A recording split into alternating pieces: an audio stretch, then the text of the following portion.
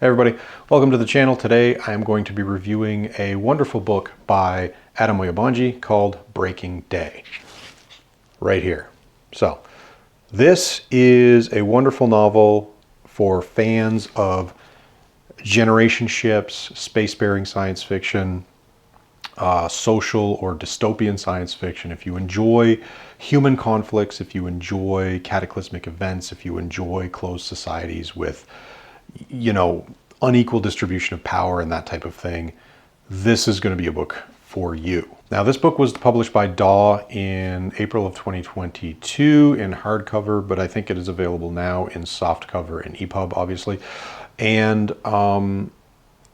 basically what I'll say about it is it's just a really entertaining, fun time. So the main character, Ravi, is an interesting sort of collection of pluses and minuses, of virtues and flaws. He's at the lower end of the social spectrum. He struggles to make a better life for himself, and he wants to work within the structures that exist around him on this generation ship. But he's constantly running up against the rules, because one of the problems with vertical top-down hierarchies is that it's very difficult to move up. And in his situation, because he's down at the bottom, in order for him to get enough access to resources, to get enough access to, life in general, basically, he has to bend the rules, break the rules, get creative in terms of how he accesses things, right? So that puts him in conflict with the traditional sort of order in the ship itself. And in addition to that, the ship has had problems on its journey. So there have been accidents that have resulted in damage, that have resulted in resource scarcity and population control issues.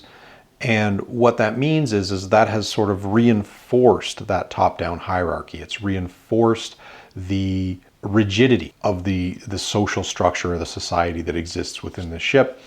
And so it's even harder to overcome those barriers, those systemic limitations on his place and his ability to move.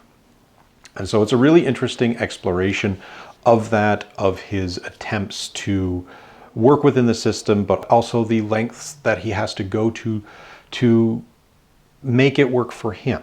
So the core conflict of the book is basically between have and have-nots, right? But in addition to that, there's also an element of changes coming. So there's a cataclysmic event that's about to take place that has vast sort of implications for the future, for everybody on board the ship. And ultimately what happens is you have a group of people within the structure who do not want change, because that means it's going to undermine or potentially change their place in society, their privilege, their advantages, their opportunities, and that type of thing. It's going to limit that. In exchange, everybody else, the vast majority of people, are going to potentially benefit, right? And so just like in regular society, you have this normal sort of push and pull between the haves and the have-nots, the rule makers and the people who chafe up against those rules. So this story, this book, has wonderful elements of discovery, of self-fulfillment, of societal change, of adventure and action and violence. But it's really more about sort of the relationships and how people pay prices, right? So what the costs are for the choices people make, and how systems play out on people. So even though you may not have done anything wrong, how that can affect you, right? And it's not that rules don't always make sense, or they don't always work, but if they're implemented in an unequal way, if they are enforced in a way that favors one group over another, then it creates this natural friction that then brings up a lot of the issues that Ravi has to deal with. So again, highly recommended. Characters are well defined. Elements of the stories are easy to understand. It's a quick read. It's a fun read. It's something that you can knock out in a couple of afternoons. And like I said, gives you a lot to think about, and it is an entertaining, fun ride.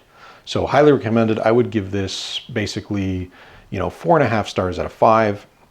And I think any fans of, like I said, generational ships, spacefaring, or closed society fiction or science fiction, and dystopian or social science fiction, or even hopeful science fiction. So if you like hopeful stories that sort of look towards a better tomorrow, this is definitely something that has got you covered in that regard. Now, a note on pricing. Pretty much everywhere in the world, it seems pretty reasonable. The ebooks are a little bit cheaper than the printed versions. I would like to see them a little bit cheaper, simply because I don't think that the same costs are in effect for the ebooks versus for the printed media. So it would be nice if they were dropped down a little bit. In Canada and I think Australia, the pricing is a little bit more out of whack. So you can pick up the paperback, the hardcover for reasonable prices, but the ebook is basically the same price, and that is ridiculous. So if you're paying $25 for a printed book, you should not have to pay $23 or $24 for an ebook.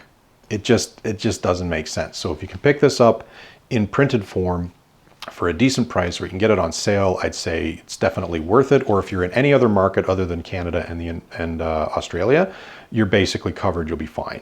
But if you're in those two markets, I would say, look either for a sale on the ebook or just pick up the printed version when you have a chance. So that's all for now. I hope you enjoyed the review. If you have any questions or comments, please leave them down below. Like and subscribe if you enjoyed the video, and I will see you next time.